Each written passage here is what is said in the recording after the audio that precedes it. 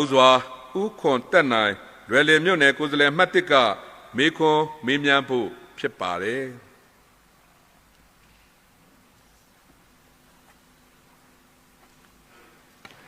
လေးစားပါတော့ရှမ်းပြည်နယ်လွှတ်တော်ဥက္ကဋ္ဌကြီးနဲ့တကွ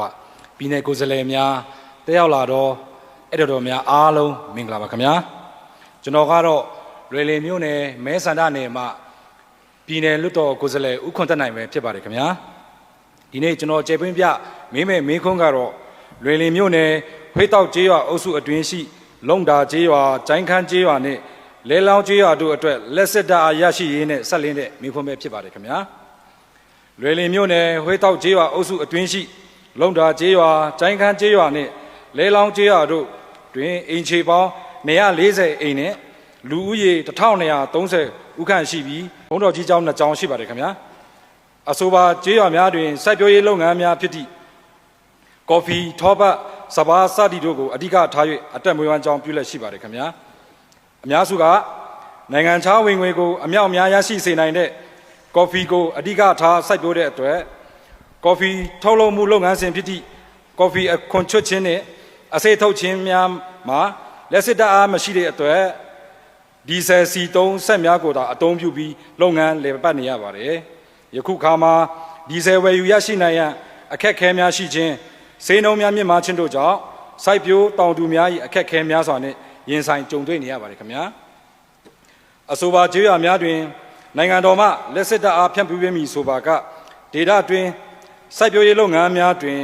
ကုန်ထုတ်စွမ်းအားမြင့်မားလာစေခြင်းတန်ဖိုးမြင့်ထုတ်ကုန်များပြောင်းလဲထုတ်လုပ်လာနိုင်ခြင်းတီးနှံအရေးအသွေးများထိမ့်သိမ်းနိုင်ခြင်းဒီဇယ်အစားလက်စစ်ကိုအသုံးပြုနိုင်၍ကုန်ကျစရိတ်သက်သာခြင်းအပြင်ပညာရေးကျန်းမာရေးလူမှုရေးတို့ကိုပါများစွာကောင်းကျိုးအထောက်အကူဖြစ်စေပါတယ်ထို့ကြောင့်ဒေသတွင်ကျေးရွာများလက်စစ်မီးရရှိစေရန်ဟိုနာကျေးရွာမှလုံတာကျေးရွာအထိနေတရမခွန်မိုင်လုံတာကျေးရွာမှကျိုင်းခန်းကျေးရွာအထိ3ညတရမခွန်3မိုင်စုစုပေါင်း11 kV ဓာတ်အားလိုင်း3.4မိုင်ကိုနိုင်ငံတော်မှတွေ့တမ်းပေးမည်ဆိုပါကကျေးရွာအတွင်းကြန့်ရှိသည့်400ဗို့ဓာတ်အားလိုင်း15660ပေ17မြင်းဆောင်3.4 kV 100 kVA transformer တစ်လုံးနဲ့17မြင်းဆောင်3.4 kV 200 kVA transformer တစ်လုံးအားဌာနလက်စစ်ဌာန၏တမတ်စံချိန်စံညွှန်းများနှင့်အညီကျေးရွာအစီအစဉ်ဖြင့်ကိုထူကိုထအကုန်ကြခံ၍တည်ဆောက်သွားမှာဖြစ်ပါတယ်။ကျေးရွာနေတောင်သူများ၏တစ်ဖက်တစ်လမ်းတတ်နိုင်သလောက်ကိုထူကိုထကြိုးပမ်းမှုများကြောင့်နိုင်ငံတော်၏ဘဏ္ဍာငွေကိုလည်းကျွန်တော်တို့ချိုးချံချွေတာထိမ့်သိမ်းရလည်းရောက်ပါတယ်။တို့ဖြစ်ပါ၍လွယ်လင်မြို့နယ်ဝှေ့တောက်ကျေးရွာအုပ်စုအတွင်းရှိ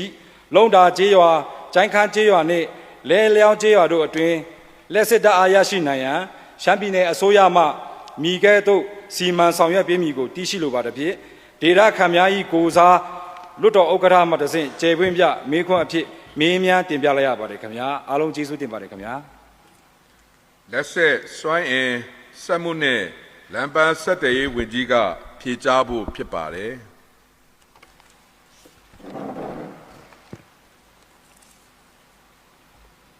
လေးစားရပါတော့ပြည်နယ်လွတ်တော်ဥက္ကဋ္ဌ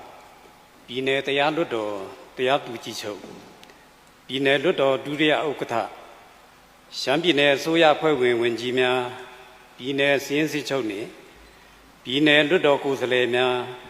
ဧည့်သည်တော်များအားလုံးကိုစိတ်နှဖျားကျမ်းမာရှင်လန်းကြပါစေလို့ဥစွာနှုတ်ခွန်းဆက်တာဂါရဝပြုအပ်ပါတယ်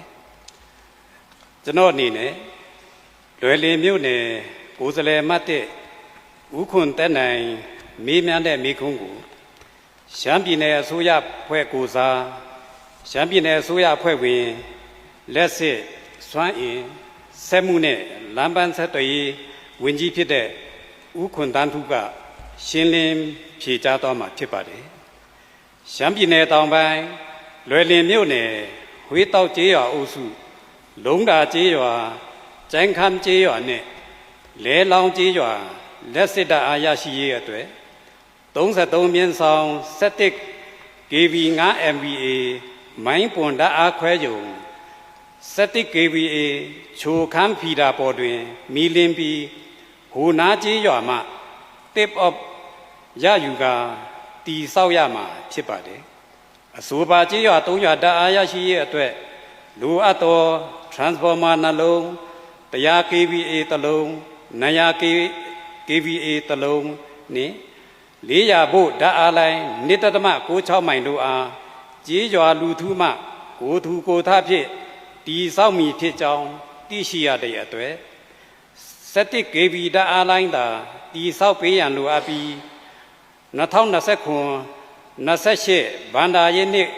ခန့်မှန်းဒေတာပေါက်စီအရအောက်ပါအတိုင်းကုန်ကြမည်ဖြစ်ပါတယ်။ကကြီးလုံးတာကျေးရွာဓာတ်အားရရှိရေးအတွက်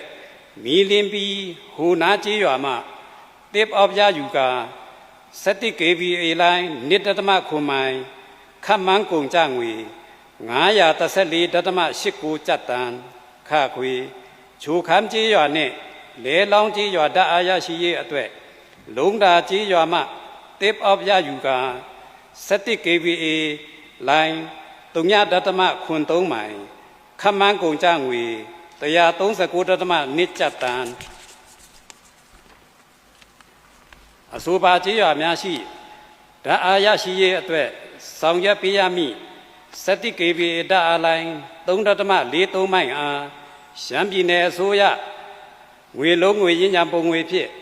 2029-28ဘန္ဒာရေးနှစ်မှစ၍လုံးတာကျေးရွာကျိုင်းခမ်းကျေးရွာအပေါင်းလိုင်းအလောင်းကျေးရွာဟူ၍ကျေးရွာစဉ်အလိုက်ထဲ့တွင်းရာထားသွားမည်ဖြစ်ပြီးဘန္ဒာငွေခွင့်ပြုရရှိမှုအပေါ်မူတည်၍ဆောင်ရွက်ပေးသွားမည်ဖြစ်ပါကြောင်းရှင်းလင်းဖြေကြားအပ်ပါတယ်အားလုံးကျေးဇူးတင်ပါတယ်